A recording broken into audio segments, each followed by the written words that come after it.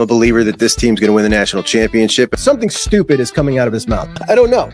Maybe it's just my age. He needs his vote pulled immediately. And of course, yes, a season like this has to have a name. Let's talk about something good about Justin Freck. What are you doing? The season of dreams. Ohio State, my guys, are either the best or the second best program in the history of college football. This guy is a bonehead. They love him. I question your judgment as an adult. I really do.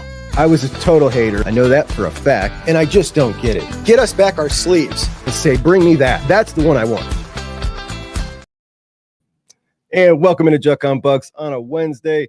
Appreciate y'all so much for joining me as we are getting closer to a year of Juckonbucks, which I just cannot believe, man. You guys are awesome. If you're someone who loves the show, great way to help out, becoming a YouTube member. Also, Super Chats help as well, but you can do it for free by liking and subscribing to the show. If you could, please, let's start that puppy off right now. Getting into the habit every day of doing that for your favorite programs, which I'll admit I didn't do until I started creating content. Good place to be, makes you feel good about yourself, helps the people who take the time to make the shows that you want to watch. And if you are a podcast listener, you can help by popping up a 5-star review for all your favorite shows. Those podcast numbers are awesome. Thanks so much to you guys. They've really been popping up. I appreciate that a lot. I got to tell you, once I switched to YouTube, I used to listen to podcasts exclusively. About, 13 months ago, I found out that all of my favorite podcasters did YouTube shows. I kind of just switched to that full bore. Also, Texas, welcome. Like Dallas, Fort Worth, and Austin. Now 3 cities in the top 10 of the Juckonbucks audience, which is strange. But I guess intelligent people are starting to understand that you can get quality college football content from someone who admits to you that they are, in fact, a fan of another program, because everybody who covers college football is, whether they tell you or not. I'm just truthful about it. But I did start Juck on college football. If you want to hear more of the national flavor without talking about Ohio State's third string safety, you can go ahead and subscribe over there to Juck on college football. How's our Juck guys in the chat? Not so hot, I'm sure. All right, now that we're settled in, good morning to everybody. I had to redo my notes for the program based on the news that we got last night that Ohio State center, future All-American center, Remington Award finalist potential, Seth McLaughlin has ruptured his Achilles tendon and is out for the season. There's no sugarcoating this, man. The magnitude is enormous. He was just playing amazing. And I'm really hurting for the guy. We're talking about a guy who was absolutely the butt of everybody's joke after that playoff game against Michigan last year.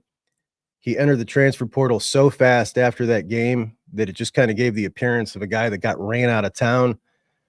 Many Alabama fans were happy that he left. They were pretty merciless on him. Those jokes transferred on to Ohio State for signing him, particularly from our rival, who he had his worst game of his career in embarrassing fashion against them. And Seth McLaughlin came into Ohio State and proceeded to win over his coaches and his teammates so fast in spring that I couldn't believe it. The way they were talking about this guy was like he was a savant. He came in and he memorized everything to the point where veterans on the offensive line were asking him questions. He won the starting center job, and it was very clear early in the season that he had emerged as the leader of that offensive line. And in this, his last year of college football, and he said it so many times, and you could see it all over his face, he was having so much fun. He looked like a high school kid out there with his teammates. He was working with the food bank in Central Ohio, and he started the Run the Damn Ball campaign. We talked about it 2 weeks ago, to raise money, 100% of the proceeds for the hats that he was selling going to the food bank. And he said, as an offensive lineman, I mean, I like to eat, and it hurts me so bad when I think about people that can't eat like I can. I mean, he's just a great kid, man. Absolutely love him. And as I was walking to bed last night, I saw the box that contained this hat at the front door. I mean, this one stings. It just stings bad. Jim Nagy of the Senior Bowl was probably going to invite him to the Senior Bowl.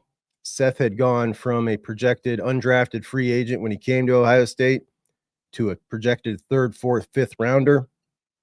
So a huge increase in his draft stock. And then on a random Tuesday practice right before championship season, non-contact, torn Achilles tendon, and just like that, his Ohio State career is over. It's just one of those things, man. And I'm just gutted for the dude. I felt the same way about TC Caffey early in the season. TC's second season, losing it the whole season. But, unlike Seth, TC can come back. And Josh Simmons can come back. This is it for Seth. College career over. So prayers up to our dude, man. In less than one season, he became one hell of a Buckeye, and he always will be. And the way he played, he was one of my favorites this year for sure. So it absolutely sucks. But, what's it mean for the team? There's no getting around that there's going to be a drop-off, just like there has been with Josh Simmons, right? There's been a drop-off. But Ohio State's been able to mitigate how much of a drop-off it was. They've done a hell of a good job since losing Josh Simmons.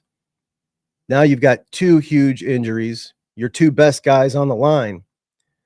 Two pieces of terrible news, but Ohio State has also had two huge positive developments, and that is Carson Hinsman coming out playing like a grown man, like a totally new player than he was last year, and the surprise development of Austin Siereveld, who has played both guard positions, started at left guard 2 games early in the year when Donovan Jackson couldn't go. So the most obvious play here is your starting center from last year, Carson Hinsman, moves back to center, currently at left guard. And now you're able to take Austin Siereveld, a kid who has started at left guard, and slot him into left guard. Carson, he looks more mature, stronger, more confident. The game he played at Penn State in the most recent game, he kind of looks like a different player. Last year at center, it wasn't a great year. He was the glaring, I don't want to say that he was the only underperforming lineman last year. There was a couple, but he wasn't ready. He got thrust into that role when Luke Whippler declared kind of surprisingly for the draft, and he gave it his all. But this kid, even when you listen to him talk, as it stands right now, it's a different player. And if you're going to lose a center, it's sure nice to be able to have a center on your roster who started a full season for you that can step into that role.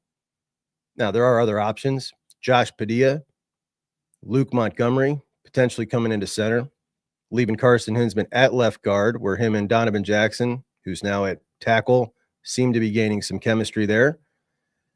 I just cannot see this coaching staff, as we now enter championship season, trusting Josh Padilla or Luke Montgomery making their first ever starts as we enter into Indiana, the game, the Big Ten championship, and potentially a playoff run. I just can't see it.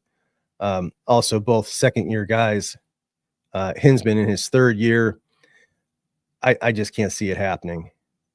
The other option would be if Zen Mahalski was someone that they wanted to bring in and put him back at left tackle, move Donovan Jackson back to left guard, and then Hinsman at center, you could do that as well. I mean, just to be honest, I don't think Zen Mahalski is an Ohio State level starting lineman. I just don't.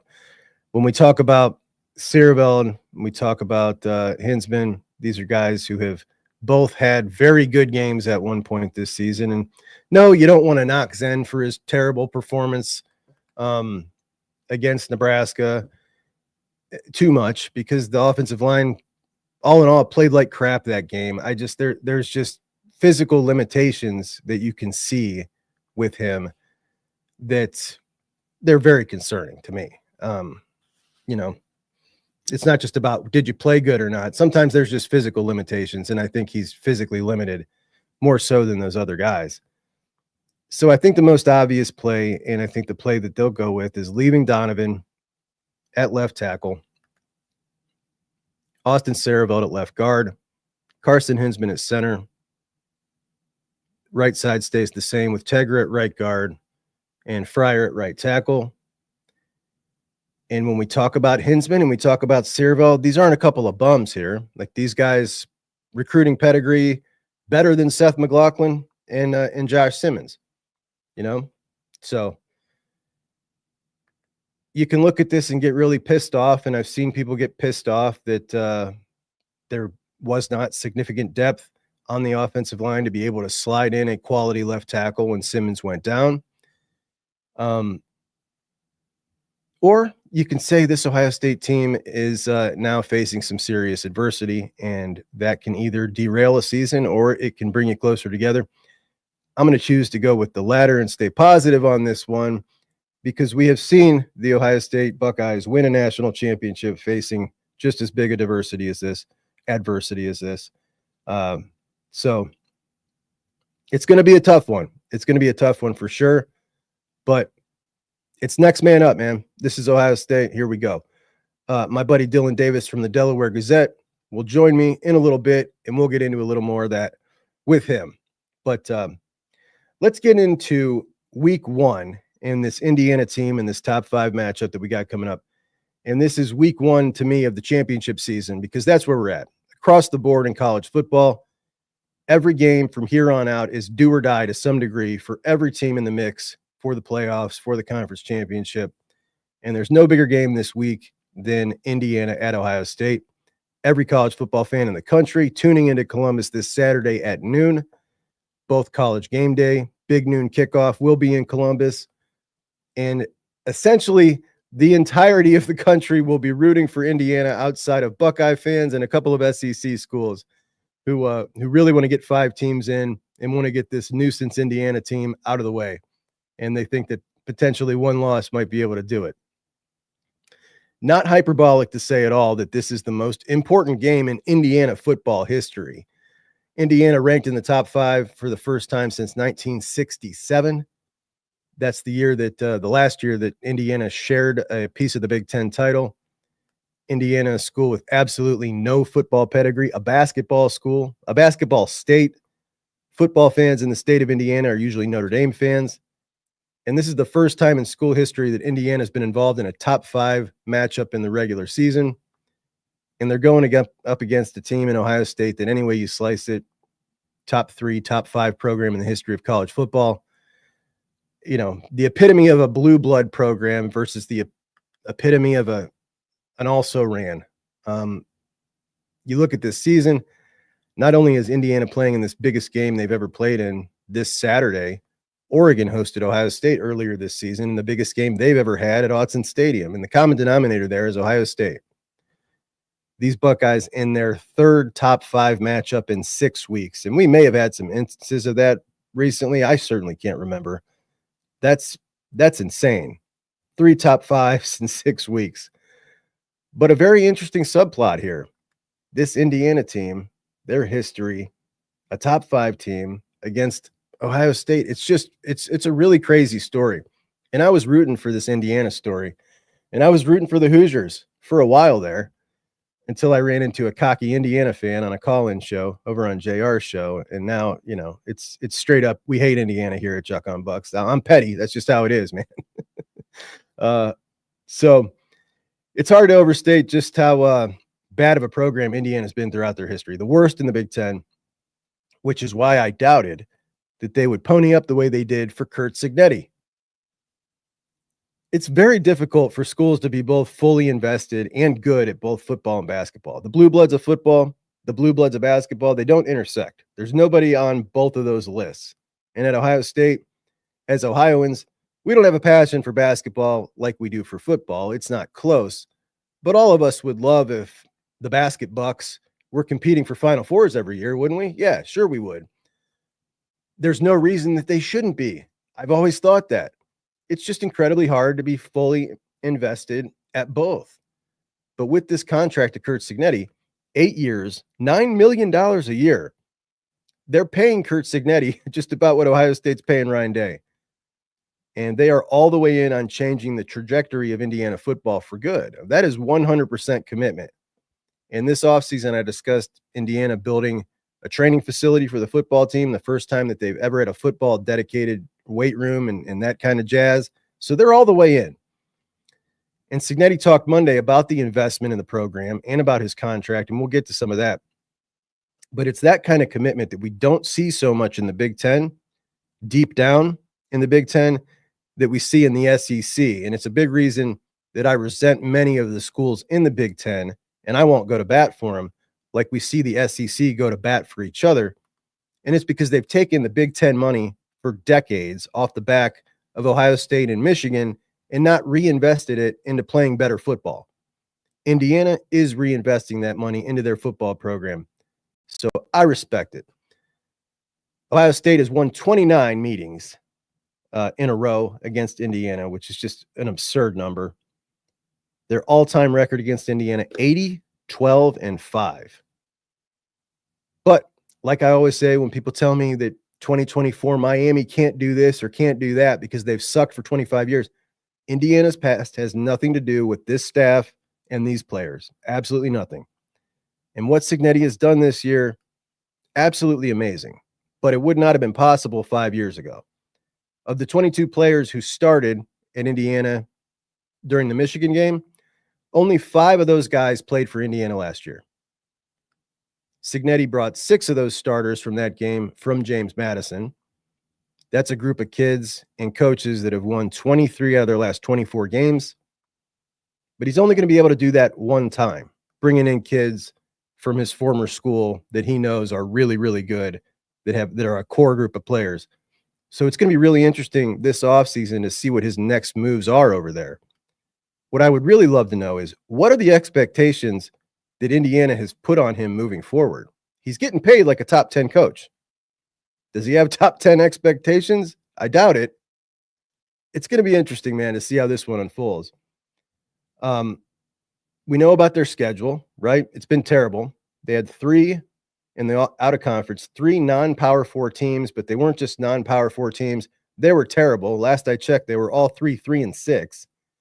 Their current best wins, Washington and Michigan, 2 teams that'll finish roughly 500. But by the metrics, all the nerdy numbers, they believe in this Indiana team. Here's some simple numbers that I can just read and understand about the Indiana team. Scoring 44 points a game, that's second in the country. Total defense, 255 yards allowed, that's third in the country. Rushing defense, 72 yards a game, that's number 1 in the country. Best rushing defense in the country at Indiana. Passing defense, 183 yards, that's 20th. And scoring defense, 13.8 points a game allowed, 7th in the country. Really impressive stuff. Cignetti talked Monday to the media, first time he's talked since that contract, asked about the approach he's going to take against Ohio State, and he said, we treat them all alike. If there was a better way to prepare for a certain team, we would do it every week. He said Ohio State has it all. They really do. Asked about his contract. He said, I'd like to keep it to the game, but the university has made a very significant financial commitment in a lot of areas. This is where I wanted to be. He said, I played the what if game with my wife and my agent, and we ended up right back here. This is where I want to be. Now, we knew that big offers were going to come for this guy, and they still will. I was really curious as to whether Indiana would step up to the plate this big, but even more so, would he want to stay there? We're talking about a guy who coached at Alabama under Saban, right? He knows what it's like to be at a big-time blue blood program. Would he want to try to build this thing in Indiana the hard way, or would he go to one of the places with all the advantages? I got a tremendous amount of respect for him staying there.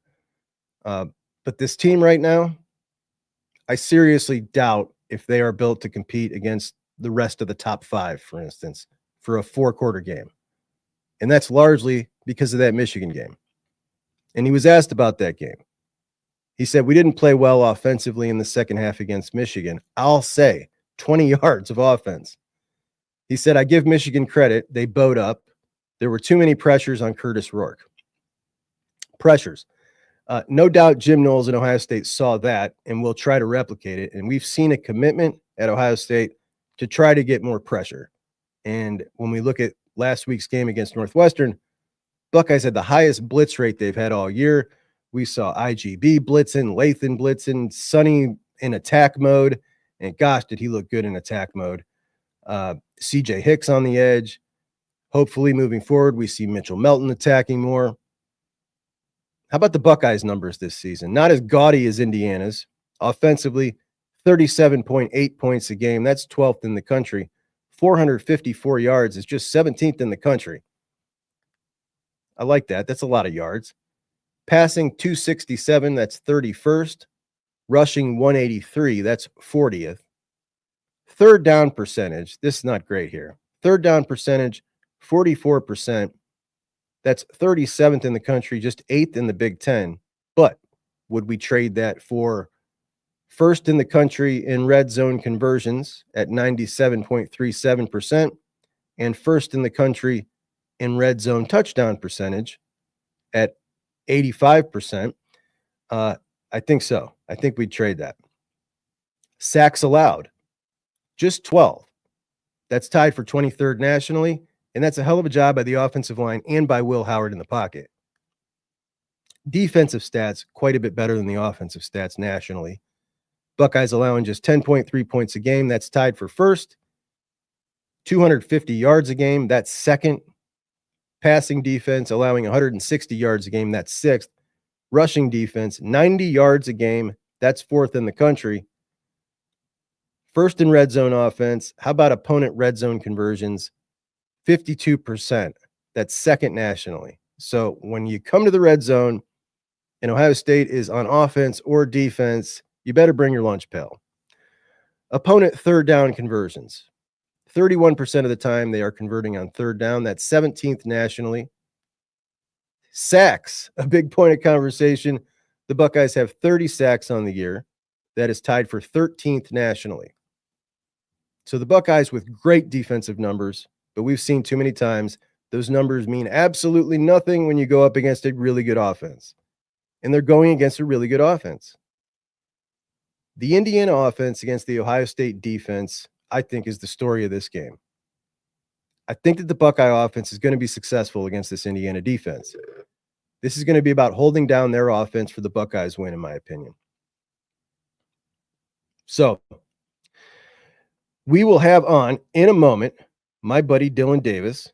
But before we do, let's take a quick word from our sponsor. Hey, it's Juck, and MyBookie is back with another offer for the Juckonbucks audience.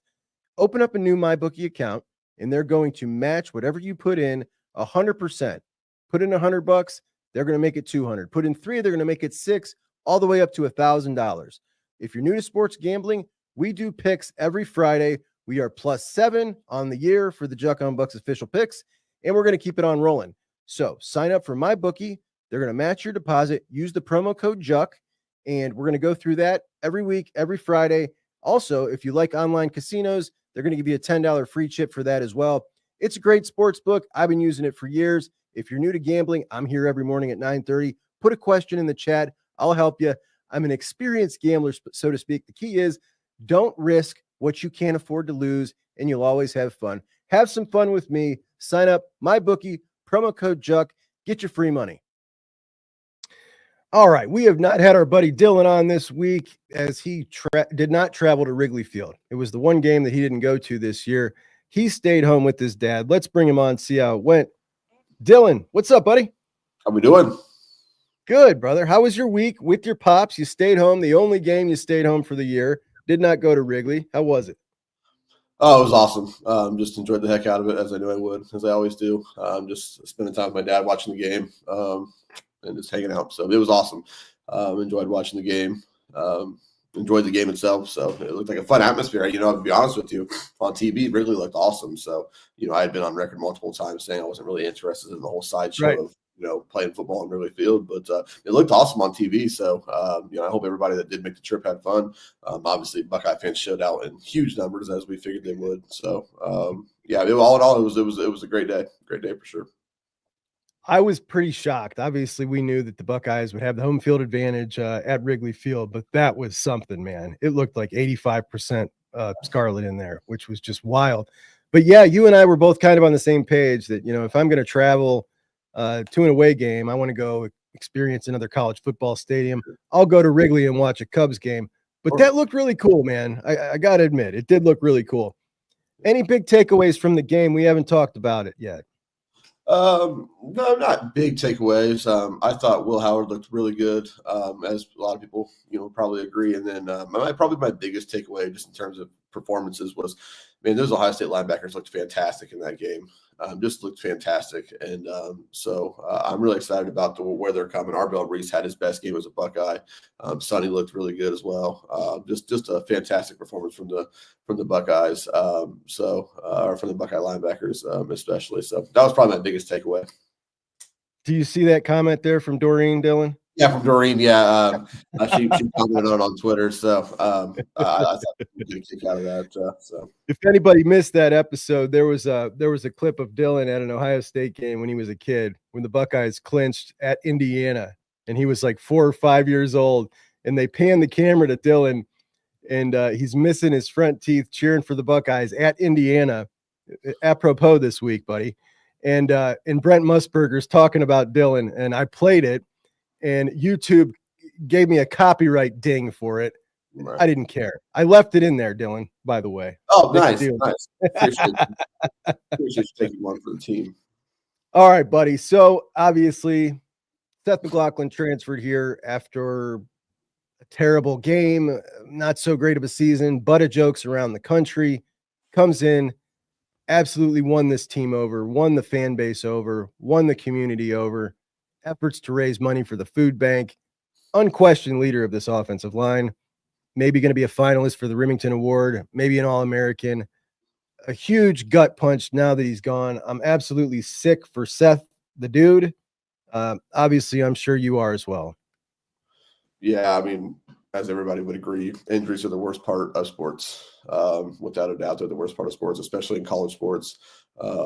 You hate to see injuries happen to anybody, but you really hate to see them happen to the best people, that in a particular team or organization, whatever the case may be. Seth was just, he might be an All-American player. He's an All-American person for sure. Without a doubt, he's one of the best dudes on that team. Certainly one of the better leaders that they had. So you just, again, you don't want to see injuries happen to anybody, but it stings doubly when you see it happen to a guy like Seth McLaughlin. And the loss on the field is devastating. Let's just be honest here. It's a devastating loss. They'll pick up the pieces and then try to patch it back up as they have before, but it's a devastating loss, not just because of his production on the field, but what he meant in that huddle, what he means in the team. So it's a massive blow, and I hate it for Seth because, again, he's just he's such a wonderful person. A joy to talk to, a joy to be around. If I feel that, I can only imagine how his teammates feel about him. So right. Yeah, it's a big one. So we went into this season thinking if anything's going to hold this team back, it's going to be the offensive line, and particularly if they get an injury. They obviously had a huge injury, their best offensive lineman.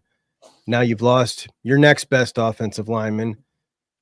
They rallied after Josh Simmons. Yeah. And moving forward, your options now, Carson, who has started 12 games for you. That's a pretty damn good option to be able to put in at center, a guy who started 12 games for you.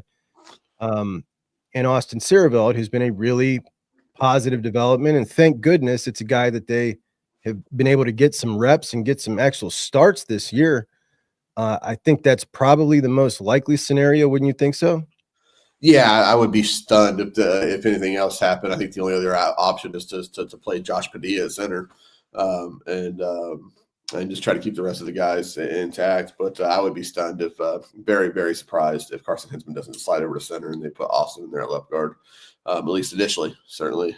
We'll see how it works moving forward, but at least initially, that has to be the move, I would think. So obviously, we'll get some more.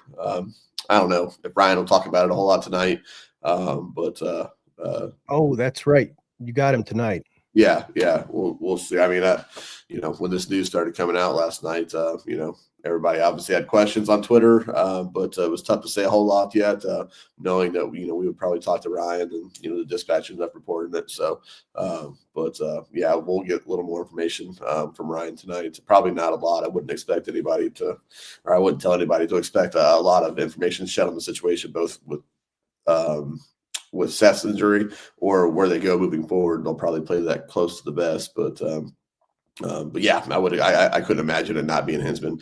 Look, when we talked about has been playing at Penn State and why they chose him, I got the impression that it was just simply like, hey, this guy's not going to be overwhelmed by the moment. If nothing else, that he won't be overwhelmed by the moment, and then you build off of that and go from there. I think that's got to be a similar situation on Saturday in a top 5 matchup. Please don't send Josh Padilla out there. No disrespect to Josh Padilla, but don't, just from a practical standpoint, please don't go send him out here for his first big snaps at Ohio State in a top 5 matchup against a really good run defense. And I would imagine that would be the same mindset that Ohio State has, and why they'll just slide Hinsman back to center. So, yeah, I mean, I'm with you. And the same thing with, Luke Montgomery, who might be another option, and also both, second-year guys. Austin also is, but he's started this year and played in damn near every game. The other option would be Zen Mahalski at left tackle. I don't see that. I see that as probably the lowest option on the totem pole for me personally. I'm pretty sure they're going to go with the experience route. It just makes the most sense. You're in championship part of the season now. Go ahead. I just want to say, as far as that option goes, because I've seen a few people, mention that, but we're not even sure Zen's healthy right now. He was on the status report last week, and so I know he's trending back towards getting close to being able to play, but I'm not even sure he's physically ready to play this week. So that option seems increasingly less likely, and I totally agree with you as well. That would probably be the last one that they would move to anyways. But I'm not even sure if he's healthy. But go ahead. Look, Carson Hinsman is not going to be Seth McLaughlin. The run game, it's going to suffer. Yep. But when we look at this offense, I feel like, and I don't think I would have ever felt like this when we talked about this early on in the season. I mean, I feel like you're in a pretty damn good spot to be able to sustain this. And let's put it this way. I don't feel like this is a season goal shattering thing. I really don't. I mean, I feel pretty confident in the plan moving forward. As it stands now, obviously, we got to see what it looks like. I feel like they're in a pretty decent spot, a much better spot than I thought they would be in.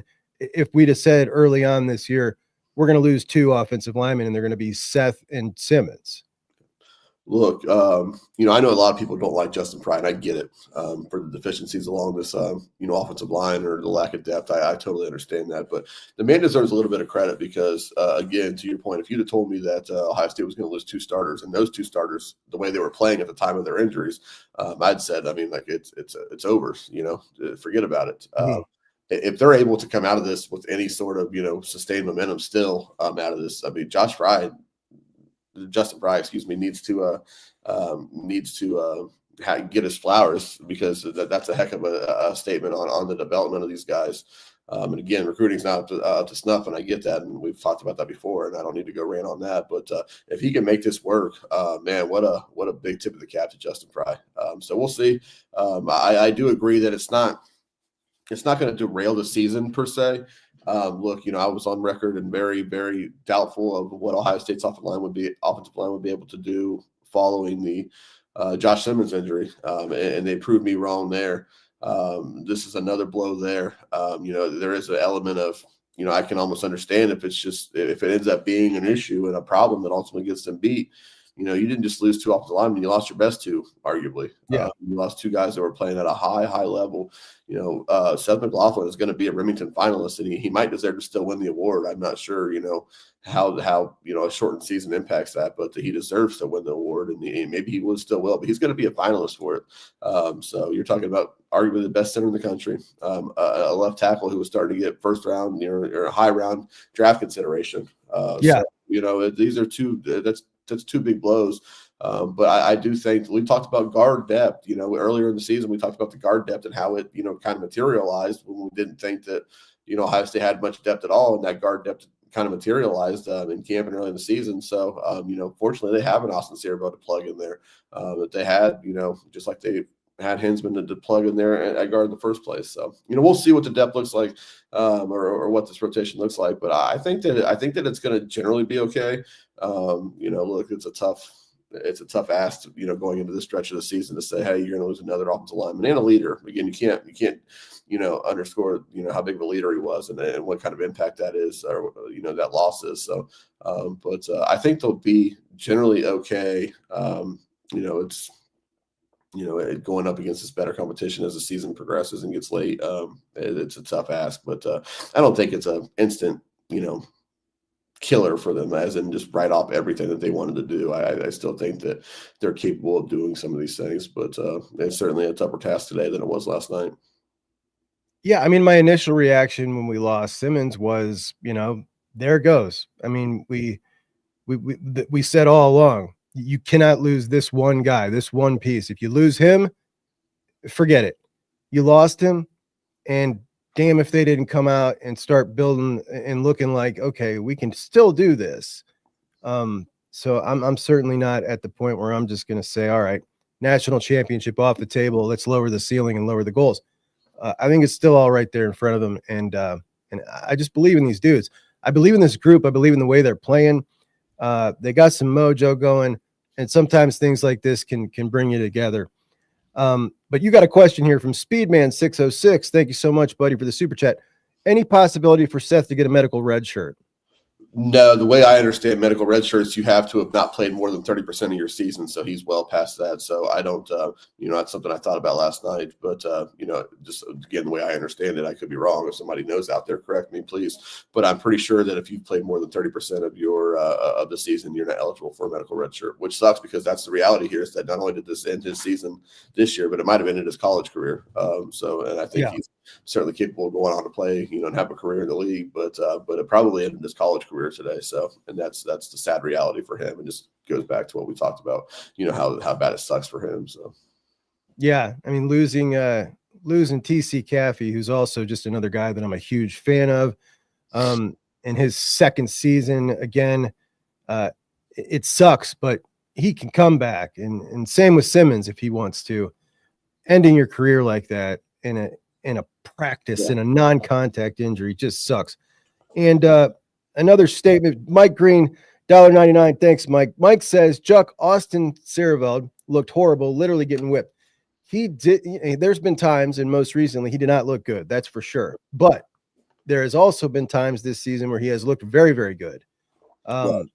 So it's just going to be a matter of which Austin we get, and there have been times when Tigris Shabolis looked like the biggest, liability on the offensive line and the clear weakest link. So, I hear him on that. But bottom line is whether that's true or not, that's where they're at. That's where they're at. So they're gonna have to, go play him. And unfortunately, he just has the experience, and at least you have something that you can build off of, or something you can hang your hat on. Is that he's played football at Ohio State at this level. So, yeah. Dill, let's move on. But I want to go back just a minute here. So last week's defensive effort, not because I want to talk about Northwestern, but after that Oregon game, that lack of defensive aggression, the lack of pressure that we had talked about all year leading up to that game was just a glaring weakness on this team. And the Oregon game, it just showed the way they were playing defense was not going to be good enough to beat top teams. It was a serious problem.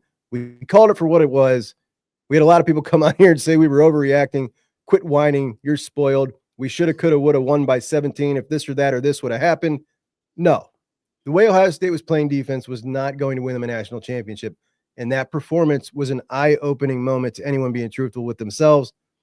They had a serious coaching meeting about it, about the way they were playing defense.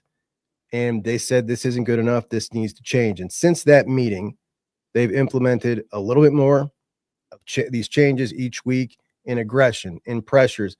And Saturday against Northwestern, by far the most aggressive defensive game plan we've seen. More blitz packages, higher pressure rate. They had more of their athletes in position to make impact plays, create negative plays. What did you think, man? Yeah, no, I mean, it was another sight to behold for sure. Just seeing this defense attacking and flying around out there. Like you said, this is a conversation we had after the Oregon game. It had to happen. At least personally, I question whether they were hollow words if it actually would happen. Just given the past, and then that following week we saw it against Nebraska. One of the few bright spots in that game was that the defense needed to look different, and it did. And week after week, we've just kind of seen that increase a little bit more. So, It's exciting. I think it's the way Ohio State wins, especially now. Look, now Ohio State's in a position where, I think Ohio State's offense will be fine overall, but that defense really needs to go take this home in terms of, finishing out the season, potentially going to win a Big Ten title, and then you take your shot in the playoff. So I think the way Ohio State's playing defensively right now, just go out there and fly around and let it all hang out there. Utilize those athletes, and they're doing it right now. So, how much of a philosophical shift there was in that meeting when they talked about re-engineering the defense and all that. I'm not sure, where this jack came from. We talked about that. We're still seeing that a little bit, but I love it. I love the fact that they are bringing pressure. Frankly, they're going to need to in this game on Saturday if they're going to win it. I'm glad we've seen them leading up to this, because it's kind of the approach they're going to have to win with defensively on Saturday. So. I just loved it, man. I loved it. I love the results. I loved the execution. I love the way it made the offense look like they were running scared. Granted, not a great offense. Right. I love the fire that it brought out in all 11. I mean, it just brings out a different kind of feel to that defense. I think most importantly, I love that the coaching staff was not just going to sit on their laurels and say everything's fine after that game. They made some pretty drastic changes in the way they play defense. I mean, this looked like a different defensive coordinator was calling that defense than the guy who called the first 6 games of the year. Yeah. And if they're going to continue to play like this and not get shook when they give up some big plays, because you're gonna when you're playing like that, and turtle up, I feel really, really good about this defense playing offense, creating turnovers, creating negative plays, shutting down big time offenses. Like I feel really, really good about being able to do maybe what we thought we would do in the beginning of the season, which is be a defensive led team. I totally agree. Look, when Jim Knowles got here, they obviously have a lot of plays. They were overly aggressive to a fault. Mm-hmm. Overly aggressive. To begin this year, they were very, very, very conservative for whatever reason. And, we talked about trying to find that happy medium somewhere in between. The amount of chaos they're creating for offenses right now is exciting. And obviously this is not why they're doing it, but for us, it's a fun brand of defense to watch. Just guys coming from different places and heating quarterbacks up. So, and making plays in the backfield. It's fun to watch for sure. But it's got to be a lot of fun for those guys on the defense as well. And they're having a lot of fun. You can see it out there. Hope it continues. I have no reason to believe that it wouldn't. They better, obviously. They need it to, starting on Saturday. Let's get into that game. So game 1 of the championship season, Indiana, the best offense in college football by the numbers. And through 10 weeks, you just can't. Normally, I would say, all right, whatever. It's Indiana.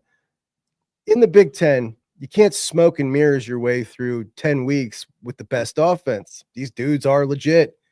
A couple weeks ago, we were talking about this team, and we talked about Indiana. Would they take a big stab at Cignetti? Dylan, they paid this dude an Ohio State level contract. Being a guy who is coached at a place like Alabama, 63 years old, who did kind of what we saw Lance Leipold do at Kansas, 2 guys that are a little older, both could have had massive jobs, big time schools coming after him. They decided to take huge contracts to stay at basketball schools. I was surprised, not just by him electing to stay there so quickly, but by them coming off of a contract at that level. What the hell are the expectations when you pay somebody a Ryan Day level contract in Indiana? I mean, there's a lot of different angles here. What did you think of that?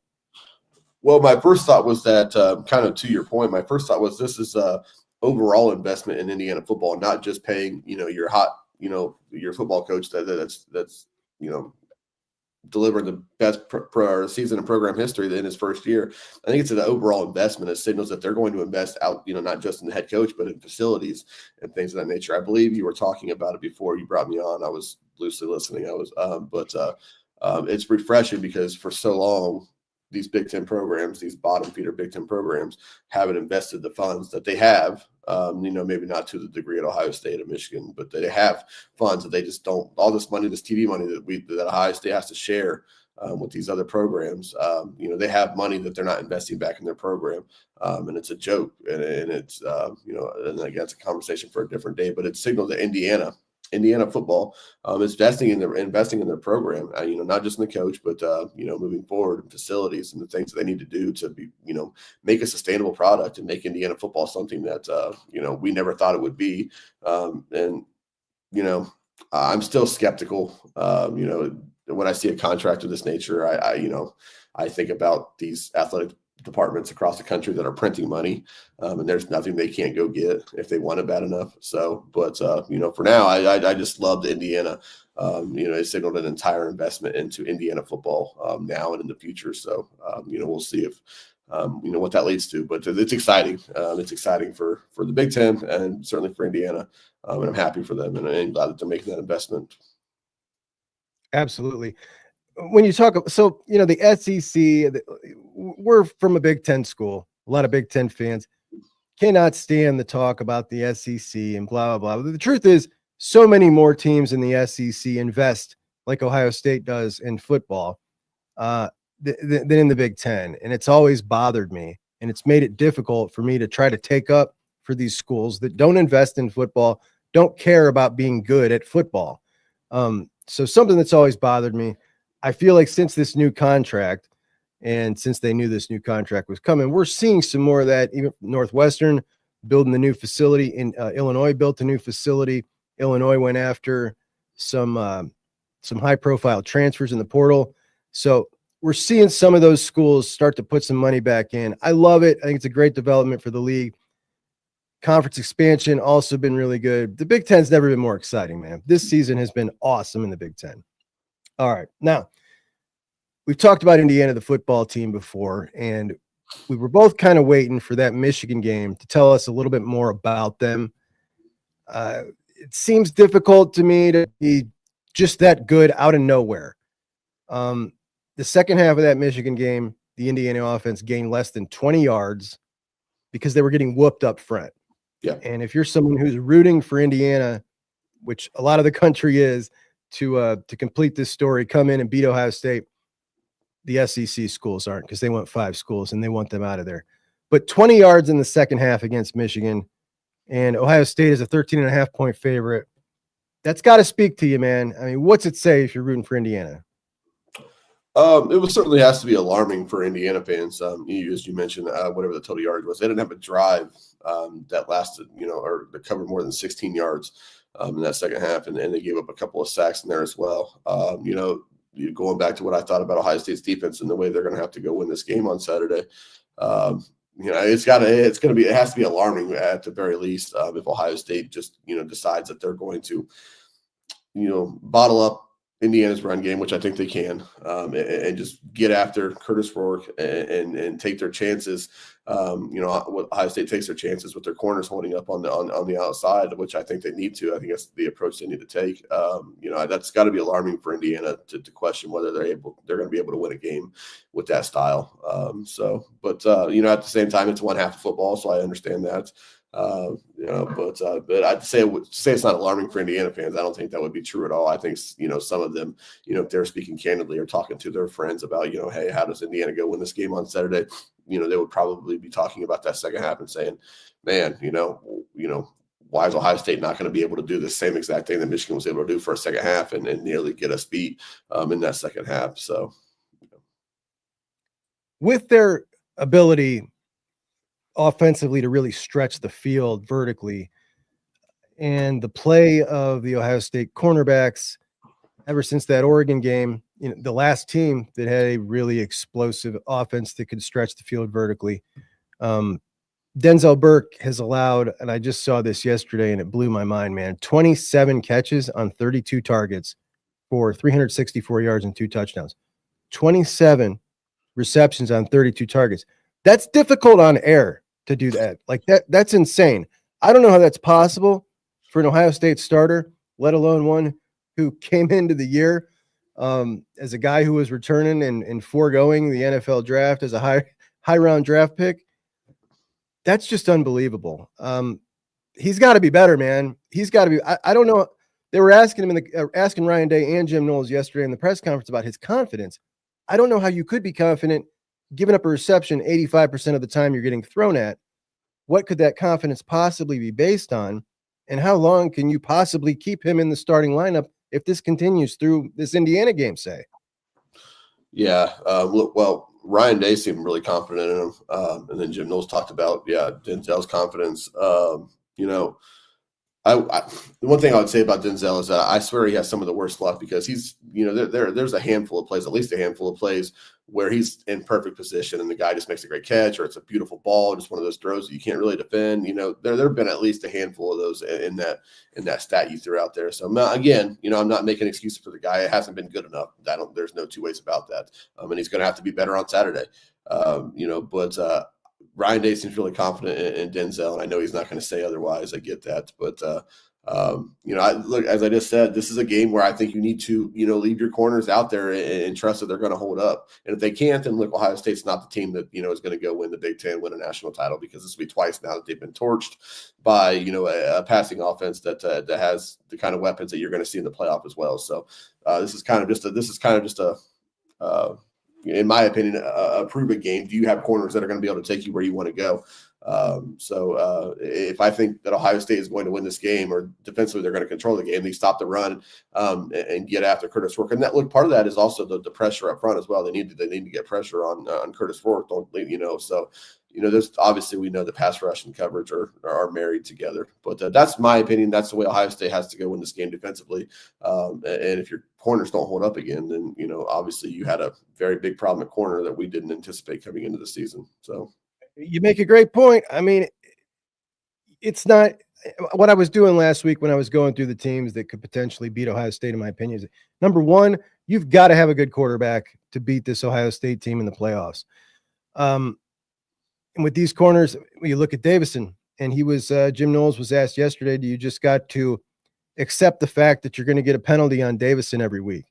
He leads all cornerbacks in the country now in penalties, which you got one guy giving up 27 to 32, the other guy leading the entire country in penalties at his position. I'm essentially in full on, you got to show me mode at this point when it comes to these guys. And I came into the season with this group as the number one secondary in the country. That was where I rated them. I just cannot believe what this has turned out to be. Now, they've obviously got an opportunity here to make us totally forget about all this crap, right? If they turn it on now, we can look back at the end of the season and we'll laugh about the beginning of the year, right, how they started off, because they're going to have the opportunity now to go against the best quarterbacks and the best wide receivers, and potentially a redemption game against Oregon. But that's where I'm at. That's where I'm at. Yeah.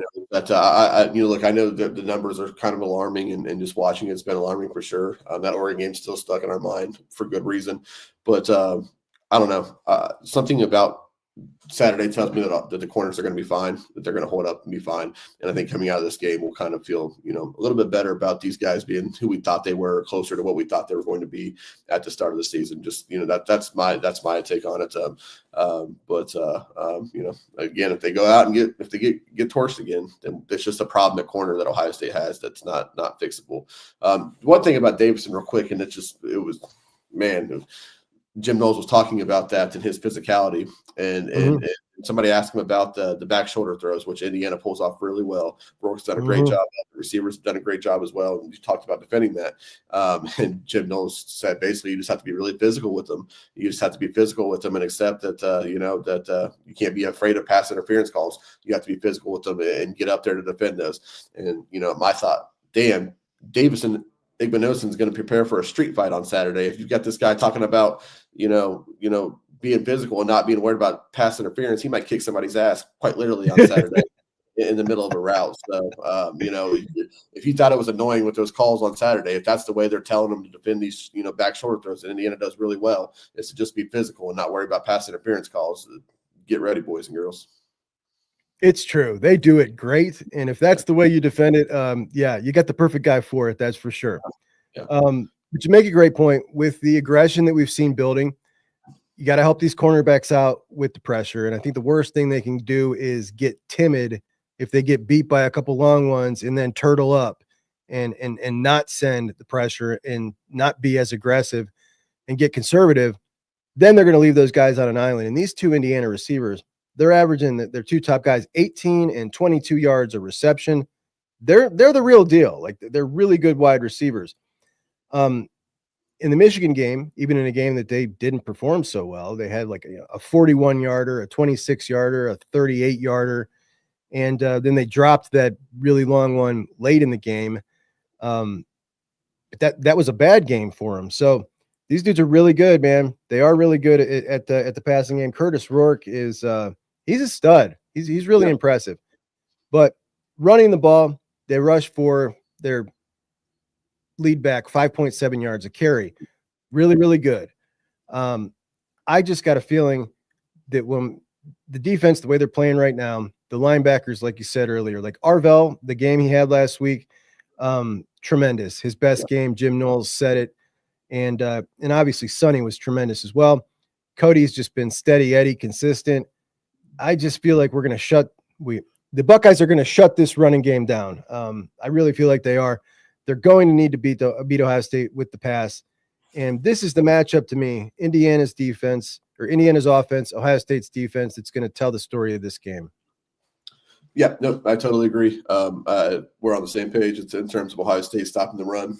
I think they'll make it a point to stop the run and, again, take their chances with their corners holding up and that pass rush getting home. So, and I think that's the right approach because, I'll take Ohio State's chances if that's the case. If that's how they're going to play it, I'll take Ohio State's chances against Rourke and that receiving group. I know it's a pretty good group, but I'll take my chances with that. And I agree that'll go a long way in the side of the game. I still think Ohio State's going to be able to move the ball and score some points. I don't know how much, but I think they'll generally be effective still, regardless of what that offensive line looks like on Saturday. So, yeah. I was sitting trying to think about the flow of this game, how I think it's going to play out.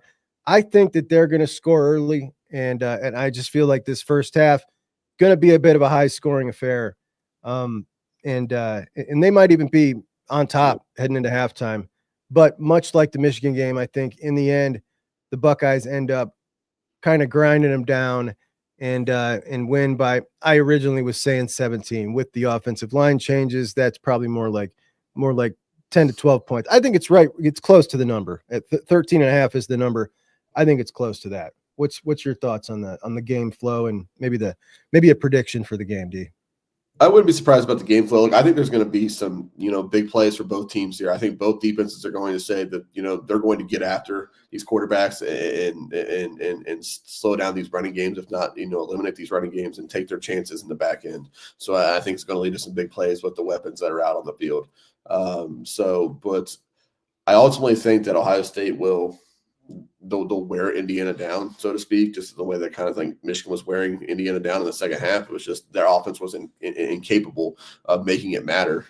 So I think that Ohio State, look, earlier in the season or a few weeks ago, I was on record and, not shy about saying that I thought Ohio State was at least 2 touchdowns better than Indiana. Yeah. This time yesterday, I thought they were still 2 touchdowns better than Indiana as well. I don't know what that loss to on the offensive line is going to look like or how it's going to impact it. We both agree that I think that they can still get through it without it. So, but with the uncertainty there, I'm going to lower that down. I picked it 30-20. So I think it's,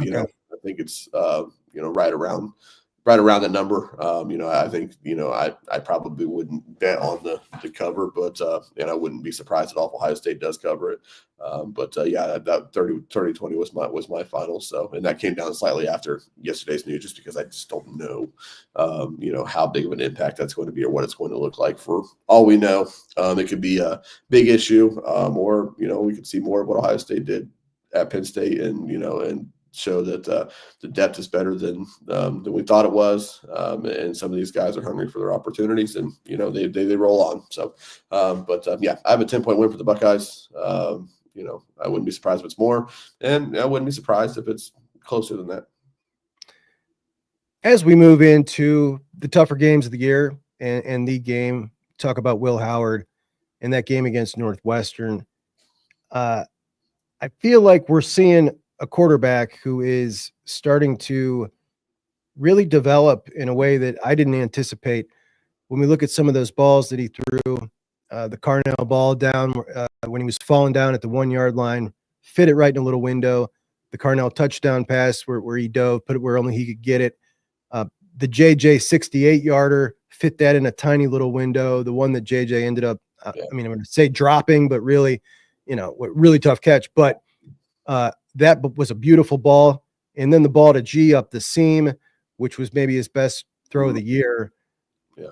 These are all, like that was 5 throws in one game that were like, wow, these are high level throws here. I feel like we're seeing a guy who's becoming like a different kind of quarterback than we expected when he came in and was, Will Howard just needs to do enough. And Will Howard doesn't need to be a superhero, doesn't need to win a game. Like, he's becoming a quarterback who is actually giving me confidence that he can win games like that with his arm. And when you add that onto his maturity, his leadership, how he shakes mistakes off, and the fact that he's not had a single bad game all year, D. Like, I was talking about this with Chris on Monday. There's not been a single game, and I expected we'd have a couple, where we would come out of a game and you would see people saying, we need to start Julian saying, like just idiots being pissed off about Will Howard or hating on him. He's not giving him an opportunity. He's not at a single multi-interception game. Like, I'm stunned, really, that he's been this good, but more so that he keeps getting better. And as we move into championship season here, there's not many quarterbacks in the country I would take over him.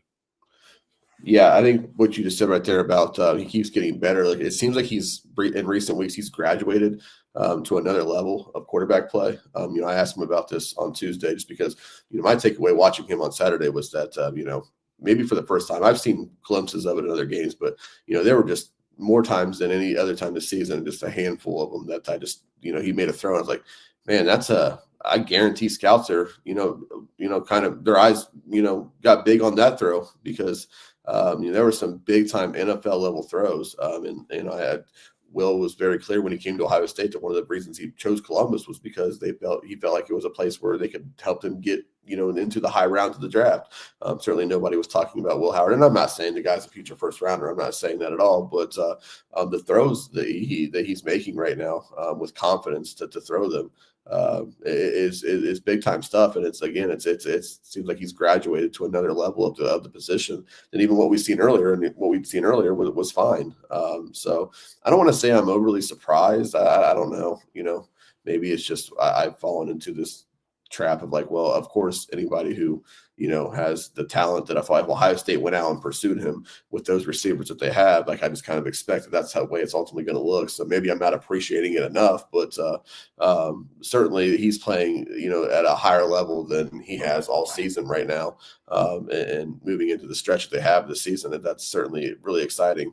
And maybe look, if the offensive line issues prove to be bigger than what we thought coming out of this injury to Seth McLaughlin, and they have to just be a team that's going to throw the ball a lot more. Will Howard seems like he's better suited to do that than he was when he first got to Ohio State, so that's encouraging as well that they're able to win that kind of game if they need to. So not just that, but great runner of the football at quarterback, is a shitty offensive line's best friend. Cool. Also a guy who can move great in the pocket. Like, you've got the best possible quarterback you could have, style of quarterback you could have for an offensive line that is potentially, entering into some rough spots in some big games. Hopefully, they can mesh and get it together.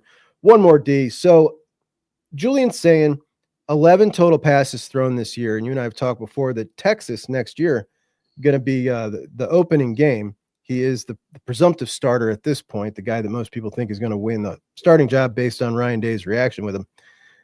Last week, 9 minutes left. You're up 31-7. Will Howard trots back out. And I'm just like, what's going on here that we're not trying to see some reps here? The game's well in hand. You get Will out there. You're not pushing the ball. You're not trying to go score. They're just run it out. I'm kind of confused. It doesn't seem like normal status quo here, like how you would operate this. Yeah, I don't really understand it at all myself.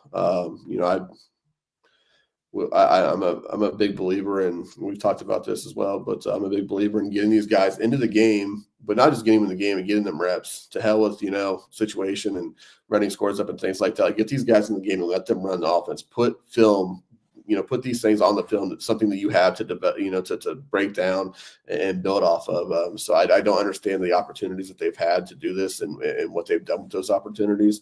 I don't know, how many games has Julian's played in him, do you know, off the top of your head? I don't know numbers, no. I don't know, because the thought of redshirting would just be crazy, because it doesn't matter for a guy of his talent, you wouldn't think, but it's not it's not crazy to think that's the path that they're trying to take with that, if they can get away with it, I guess. But it seems kind of weird in this day and age, what we know about just the transfer portal and obviously guys trying to get to the league. But so I don't know if that has anything to do with it all, but it's just been very weird, without a doubt, the way they've handled the opportunities they've had. Not really just Julian, but to get Devin in the game earlier as well, and get him more reps. We've talked about this too. Look, Devin, for as long as he's been in the program, has very little, to show for it on the field in terms of game reps and opportunities. There are opportunities he could use as well. So, it's kind of been weird to see how that they've handled that. I don't understand it.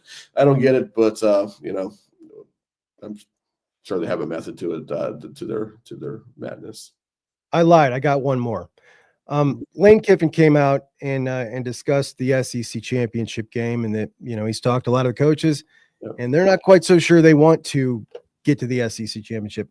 You go to the championship, you risk injury, you're playing for a bye while everybody else is not playing.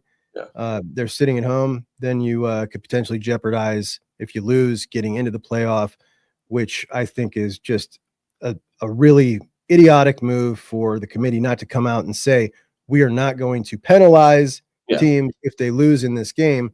Instead, Ward Manuel, in all his wisdom, said, well, we're going to try not to, but we're going to be watching, which was the wrong thing to say if you're trying to get these people to want to play in that game. But I guess my question is, how much do you care about a Big Ten championship? We haven't won one since 2020. It felt like, to me, for a time there, it was almost just a formality. Mm-hmm. Now that we haven't won since 2020, I really want to win the Big Ten, particularly now that the Big Ten is expanded. It has some better teams. You're playing the two best teams in the conference in that Big Ten championship game. It actually feels like something now, where your goal doesn't necessarily always need to be like, obviously the goal is the game, the Big Ten championship and the national championship. But to me, that Big Ten championship to me was just, you beat Michigan. That's the same goal. It didn't mean anything to me, but it's nice to have different levels of goals. And that goal now means something to me. Like it actually is something to win the Big Ten championship. It's a difficult thing to do. And you could have a very successful season if you won the Big Ten championship and didn't win the national championship. Just never felt that way to me before. But at the same time, there's a massive trade-off. What is your take on that? What's your take on wanting to play in the game? Everything that he said. First, what Lane said, I absolutely get what he's saying. You have to care about playing in that game to get the value out of it. If you think about the value of it in terms of how the playoffs will shake out, it stands to reason that it's not even worth playing in that game to some degree. Unless you just obviously value going and winning the SEC title game. It's kind of funny to me that out of all the people to say that, it's Lane Kiffin, who could really use an SEC title game and an SEC championship. So, but I understand what he's saying in terms, and you're right about But how could losing in that conference championship game not matter? How could that not be factored in? If a 10-2 SEC team goes to that conference championship game and loses, and they're a 10-3 team, that's how could it not matter? Of course it's going to be factored in. I don't see how it couldn't. I totally disagree. I don't think it should be at all. I don't think it should be. Whether it should or shouldn't, I'm saying. You just mean how could they not pretend they didn't see it? Yeah, I get what you're saying. Yeah. But in terms of what I care about and what I think about I care immensely about going and winning the Big Ten title. Go ahead. I want to rephrase that. Here's how I feel about the loser of that conference championship game. If we're talking about versus another loser of a conference championship game and things change, I don't got a problem with it. Yeah. What I got a problem with is a team that goes and wins the opportunity to play in that conference championship game and loses that conference championship game, and them dropping now behind someone who didn't play. Yeah. That's what I got an issue with. I think it's a total travesty when that happens, and it's happened before, and I don't like it at all. It happened in Ohio State's favor. I didn't agree with it then. But he's not came out and said that they're not going to do that specifically. Now, if we're talking about, SMU and Ole Miss both lose their championship games. Now, yeah, based on how they play, now you can move these two. I get it. But when the other team is idle, because you're already being penalized if you lose the conference championship game, you now have the 17-game road. Yeah. The only time you can get the 17-game road is if you lose that conference championship game. Everybody else, just 16 games. So that's a massive punishment in and of itself to play one more game than the rest of the damn field. So yeah, that's just my take on that one. But rankings came out, Dill. Any thoughts on the rankings that came out? And I'll pull them up here for everybody. You got Ohio State number 1. I'm sorry, Oregon number 1, Ohio State 2, Texas still number 3. This is an issue for me. Penn State number 4, Indiana number 5. Again, that's an issue for me. I don't agree with that at all. I think Indiana should be ahead of Penn State. Notre Dame number 6. This is all a cluster after that. I can see anybody's argument for most ways you want to put it from 6 on, except for Miami. I don't like if you look at Miami and Ole, so they're ahead of Ole Miss and Georgia, for instance. And if we look at Miami's resume, with their biggest win against Louisville at 6-4, no joke, that's their biggest win of the season, and their loss to Georgia Tech. And then we look at who they're ahead of. And granted, yes, Georgia is a 2-loss team, but they lost to 2 10-2 teams, most likely, if we go chalk by the rest of the season. And their big wins against 3 10-2 teams. We look at Ole Miss, who they're also ahead of, a team that beat Georgia. This one not as glaring, but I just, when your biggest win of the season is a 6-4 team, and Dylan, I went through all of their opponents. Miami, we talk about Indiana's schedule and how they've not, when you add up the win-loss record of all the teams Indiana's played and beat, it is a massive loser, like 20 wins, 32 losses. Miami's is exactly the same. Their biggest win, that Louisville team. Indiana actually has a better resume than that Miami team. And Miami's lost a game. And don't forget the Virginia Tech game that came down to that Hail Mary at the end, and the Cal game the week after that they damn near lost. This is not a team that deserves to be rated higher than those other 2-loss teams. I don't think. I don't care if they got 1 loss or not. I like to value big wins and reward those more than I like to penalize a loss. That's just my philosophy on it. But did you have any takes looking at what they came out with last night? Nothing big. Texas still, sitting there at 3. Certainly, I don't want to say pisses me off, but I mean, it's an interesting case because there's a lot that's been made about Indiana's schedule right now, Penn State's schedule for that matter. With their best resume data point being that they lost to the number 2 team in the country. So Texas sitting there is really interesting. Nobody's talking about that. Nobody's talking about the fact that if Texas were to get beat by A&M in College Station next week, certainly very much on the table. What would happen with Texas? What would you do with Texas there at that point? Their best one would be against a Vanderbilt team that could ultimately be a 6-win football team at the end of the year. But nobody's mentioning it at all. And that would be a really tough sell to talk about not just, obviously being the number 3 team in the country with 2 weeks to go, but how do you justify them being in the college football playoff if that were to happen and they get beat at A&M next week? So, but nobody's talking about that one. I think that if they lose to A&M, they could very well be left out. You got 5 teams who are, well, I mean, in that case, A&M is automatically in.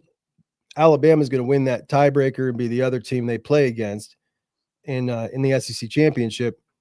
And then you've got all these other teams. You're only getting 4, right? They're only going to get 4 unless Indiana or Notre Dame either lose or get left out. If Indiana gets left out or if Notre Dame loses to USC, most likely they're only going to get 4. One of those teams is getting left out. The 2 weakest resumes of those SEC teams that are involved in this are Tennessee with their one big win against Alabama and their losses against Arkansas and Georgia, and Texas. Those are the 2 weakest resumes. Now, if Texas loses to A&M, I think that it's Texas that has the weakest resume. But if Texas doesn't, I think it's Tennessee. I think it's one of those two that is going to end up getting left out.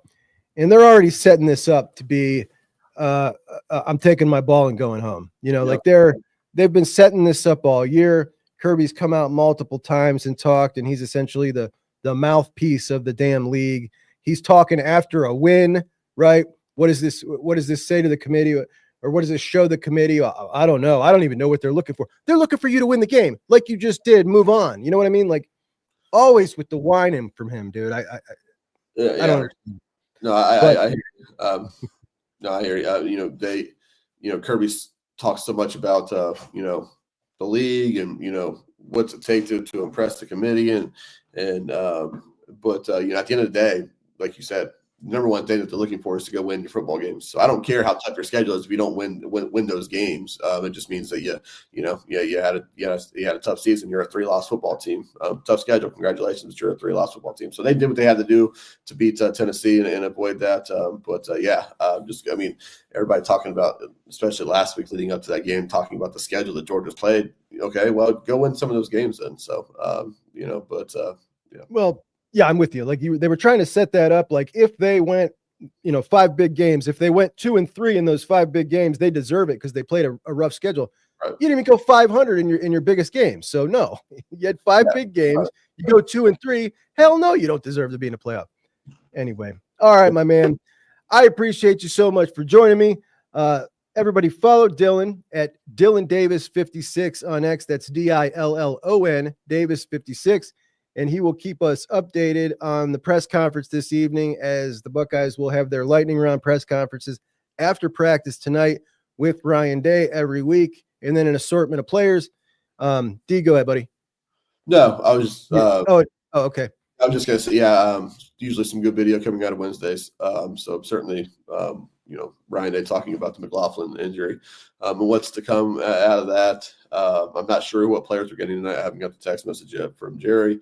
But usually there's one offensive lineman there as well. So getting to talk to whoever about the impact Seth had and, that loss will be interesting as well. So, give me a follow on Twitter, see some good video and see what's coming out of the Woody tonight. Dylan Davis, the best dude on the beat. Thank you so much, buddy. I appreciate you. We'll talk to you soon. Appreciate you. See you. All right. Take care, buddy. Our guy, man, he never disappoints. Dylan is an absolute stud. Love his opinions. Never afraid to absolutely bring it. Tell us how he really feels. And that, not always the case amongst people in that field. Not always the case. I don't know if you watched, I put out I didn't do my show yesterday, the normal show, but I did do a little 15-minute video discussing some of really Coach Locke and the potential to land Turbo Rogers in the current running back class of 2025, where Coach Locke has not just went and recruited a really top guy in Bo Jackson, got the commitment from him, but also found an amazing talent in Isaiah West that I think is going to be an absolute stud in college and ready to play immediately when he comes in.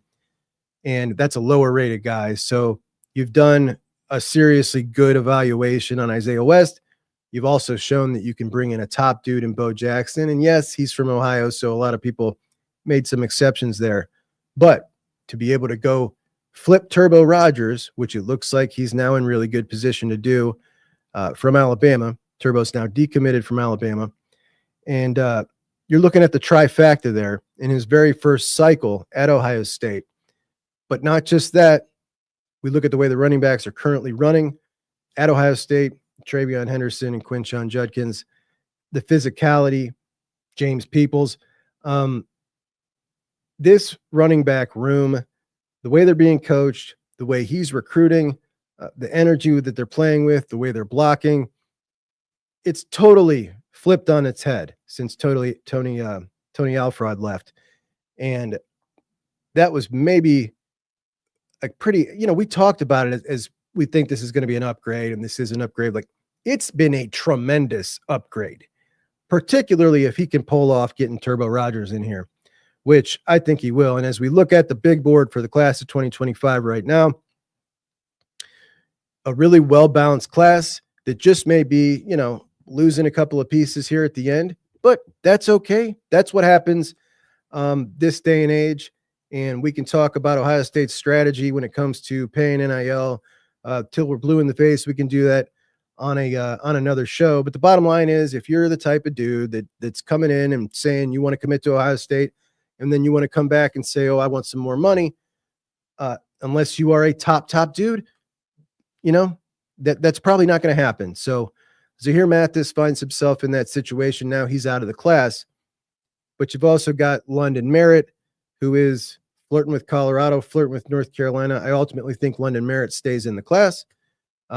Just seems like the type of kid who really wants to be at Ohio State. We think back to his commitment and his commitment video. I mean, it's just everything about Ohio State he absolutely loved. I have a hard time thinking that changes based on money or relationships at Colorado. Jarquez Carter, maybe my favorite player on the defensive line. Absolutely love this kid, and I really hope he sticks, but flirting with Miami, as is TJ Alford. Quincy Porter, Penn State smoke is real. We'll see what happens there. And, of course, Naeem Offord, who is a coin flip at best. So that's what we got right now with the big board. But we'll probably lose a couple, and that'll be just fine. The Bucks will supplement in the portal, and we won't have to wait forever to see how that goes down either. As someone who is a classic recruiting lover who's always followed recruiting, I hate the way this is going. I hate all this decommitment stuff at the end.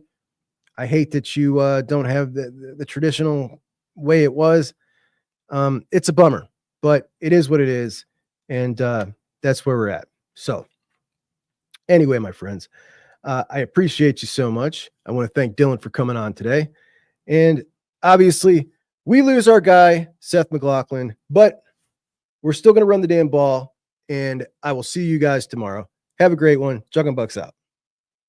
Hey, it's Juck. Juck? Who is Juck? Juckonbucks. Juckonbucks. Juckonbucks?